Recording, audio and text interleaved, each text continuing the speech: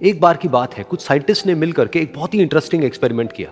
उन्होंने क्या किया कि एक बहुत बड़ा सा पिंजरा लिया, उसके अंदर 5 बंदरों को रख दिया और वहां पर एक सीढ़ी लगा दी। उस सीढ़ी के टॉप पर कुछ केले रख दी। फिर उन साइंटिस्ट ने क्या किया कि जैसे ही कोई भी बंदर उस सीढ़ी पर चढ़ता केलों तक पहुंचने के लिए, तो ऊपर से ठंडे पानी की बारिश करने लग जाते। तो जैसे ही वो ठंडा पानी गिरता उस बंदर के ऊपर जो कि सीढ़ी पर चढ़ रहा था, वो फटाफट से नीचे आता तो पानी बंद हो जाता। फिर दोबारा से कोई और बंदर उस सीढ़ी पर चढ़ता उन केलों तक पहुंचने के लिए, दोबारा से यही होता। दोबारा से ऊपर से ठंडे पानी की बारिश होती, वो बंदर जैसे ही नीचे आता दोबारा से बारिश बंद हो जाती। तो बंदरों ने इसका मतलब यह निकाला कि जैसे ही कोई भी सीढ़ी पर चढ़ता है तो ऊपर से ठंडा पानी गिरता है। फिर उसके बाद में जैसे ही कोई भी बंदर उस सीढ़ी पर चढ़ने की कोशिश भी करता तो बाकी के बंदर सब इकट्ठे होकर के उसको पकड़ते, उसको मारते, उसको पीटते और उसको नीचे गिरा देते। फिर दोबारा कोई कोशिश करता, दोबारा उसके साथ भी ऐसा ही होता।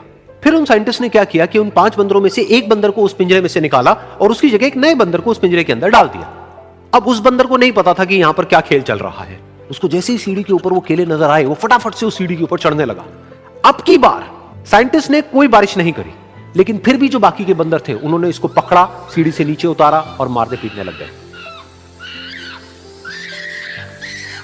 इस बंदर को समझ नहीं आया कि मेरे को क्यों मारा जा रहा है, तो उसने दोबारा कोशिश करी। जैसे ही उसने दोबारा कोशिश करी, दोबारा से उन 4 बंदरों ने वही किया। तो अब इस नए बंदर के दिमाग में क्या बैठ गया कि सीढ़ी पर चढ़ना मना है, अगर सीढ़ी पर चढ़ते हैं तो मार पड़ती है। उस सीढ़ी पर चढ़ना क्यों मना है और क्यों मार पड़ती है वो उसको नहीं पता था, बट उसके दिमाग में यह बैठ गया कि इस सीढ़ी पर नहीं चढ़ना है, ना किसी को चढ़ने देना है। फिर दोबारा से उन साइंटिस्ट ने क्या किया कि जो पुराने 4 बंदर थे उसमें से एक बंदर को निकाला और एक नए बंदर को उसी जगह पर डाल दिया।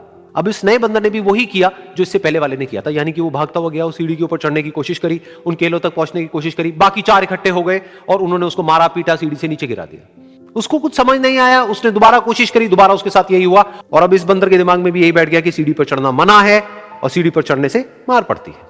फिर साइंटिस्ट ने एक एक करके जो पुराने 3 बंदर बचे हुए थे उसमें से भी एक एक करके उन बंदरों को निकाला और उनकी जगह पर 3 नए बंदर आ गए।